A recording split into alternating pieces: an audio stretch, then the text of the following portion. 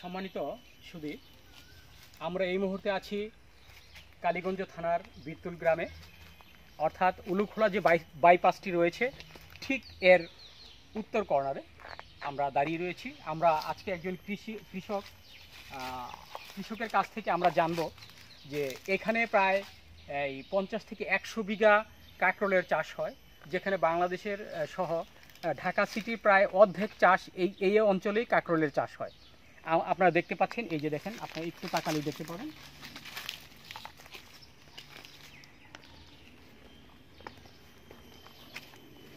আপনারা দেখতে পাচ্ছেন এই যে কাঁকরোল ধরেও আছে এখানে, ছোট ছোট কাঁকরোল ফল এসেছে এই মুহূর্তে।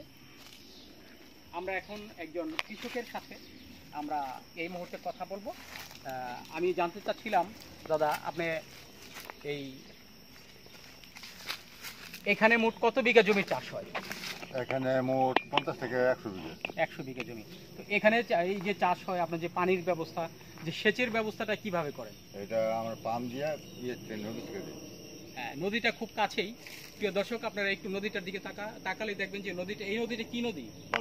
বালু নদী, যেটা আপনার টঙ্গী হয়ে এটা একেবারে শীতালক্ষায় যেয়ে মিশেছে এই বালু নদীটি।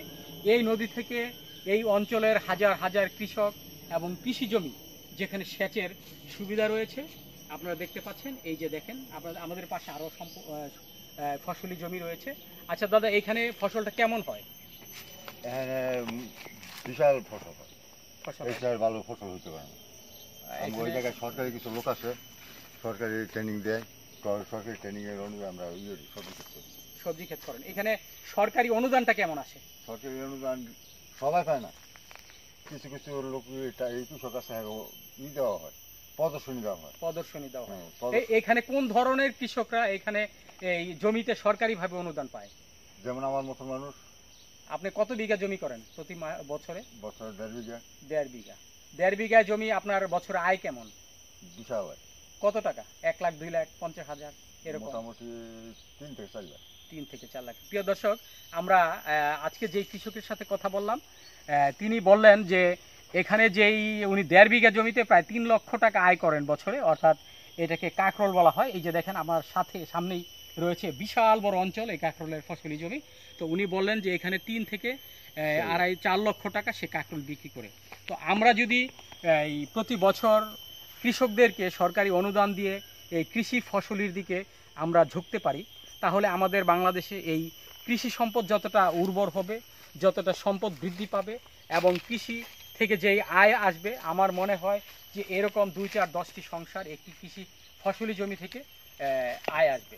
আমরা তার নাম এবং তার অঞ্চলটা আমরা জানবো। আপনার কি নাম? আমার নাম পবিত্র চন্দ্র দাস।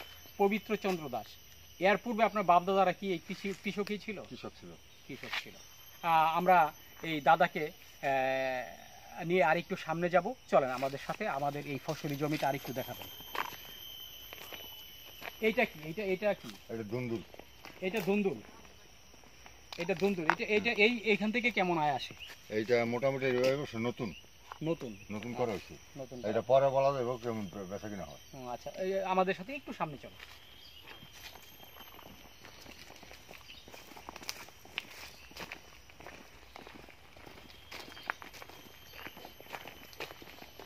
প্রিয় দর্শক, আমরা একটু এগিয়ে যাচ্ছি সামনের দিকে। এই যে দেখেন, আমরা আপনাদেরকে বিঘায় সম্পত্তি এখানে কাঁকরোলের চাষ হচ্ছে। কিছু কাঁকরোল এখানে এসেছেও, এই ফল এসেছে, আর কিছু কাঁকরোল এখানে এই যে দেখেন, এই একেবারে দুটো বালুর চরের মতো সামনে বিশাল একটি তালের বহর, যেখানে তাল গাছ রয়েছে, যেটা আমাদের বাংলাদেশে এখন যেই গাছগুলো এখন প্রায় বিলুপ্তির পথে। আপনারা জানেন, প্রতি বছর এই বাংলাদেশে এই বর্ষাকালীন সময়টা, অর্থাৎ এটা বজ্রপাতের কারণে আমাদের এই তাল গাছ যদি থাকতো, আজকে বজ্রপাতগুলো কম হতো। ইদানিং বর্তমানে, অর্থাৎ এই গত 4 বছর ধরে আমরা দেখছি বাংলাদেশে এই বজ্রপাতের সংখ্যা বেড়েছে। তার কারণ হচ্ছে আমাদের এই দেশ থেকে, আমাদের এই গ্রাম থেকে এই তাল গাছ প্রায় বিলুপ্তির পথে। আমি আশা করব এই যে অঞ্চলটা দেখতে পাচ্ছেন, এই যে আমরা যে অঞ্চলটাতে এসেছি, এই অঞ্চলটাতে এই যে তাল গাছের দিকে তাকান, আপনারা আমাদের ভিডিও দেখলেই বুঝতে পারবেন যে কি পরিমাণ তালের চারা রয়েছে। এই গাছ যদি আমরা ভবিষ্যতে রোপণ করি বিভিন্ন অঞ্চলগুলোতে, বিভিন্ন রাস্তার পাশে, বাড়ির পাশে, তাহলে আমার মনে হয় যে এই বজ্রপাত থেকে আমরা রক্ষা পেতে পারি। আমাদের এই পবিত্র চন্দ্র দাস দাদা আমাদের সামনে এসেছেন, আমরা তার সাথে আরেকটু কথা বলবো। এই যে দাদা, আপনি বলেন তো, এই যে তালের চারা, এই যে তালের চারা রোপণ করা হয়েছে, আমাদের বজ্রপাত ইদানিং খুব বেশি বেড়ে গেছে। আপনার কি মনে হয় না যে ভবিষ্যতে আগামী 10 বছর পরে বজ্রপাতের সংখ্যাটা আরও বাড়তে পারে? আমাদের কি করা উচিত এই তাল গাছ নিয়ে? আমাদের উচিত যে করে কাছারে কাছারে দিয়ে কিছু তাল চারা লাগানো।